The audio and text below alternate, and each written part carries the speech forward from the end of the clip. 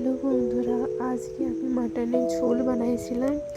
তো প্রথমেই মাটনগুলো সব ভালোভাবে ধুয়ে নুন, হলুদ, ধনে গুঁড়ে, মিট গুঁড়ো, জিরা, গরম মশলা, মিক্স মশলা এই সব কিছু দিয়ে এটা টমেটো আর পেঁয়াজের পেস্ট দিয়ে তেল দিয়ে এটা ভালো করে নেড়ে নেব।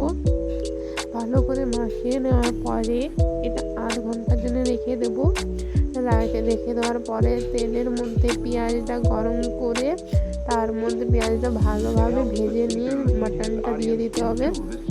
তো মাটনটা একটু বেশি করে ভাজতে হবে যাতে মানে ঠিকঠাকভাবে হয়ে যায়। তো এটা একটা খুব সিম্পল রেসিপি। তারপরে এটা প্রেসার কুকারের মধ্যে দিয়ে এটার মধ্যে গরম জল মিশিয়ে আমি 15টা সিটি দিয়ে দেবো। তো আমার চ্যানেলটা প্লিজ সাবস্ক্রাইব করে দেবে তোমরা প্লিজ। তো আমার এই মাটন রেসিপিটা যদি তোমার ভালো লাগে তো তোমরা একবার ট্রাই করবে। কালারটা দেখো।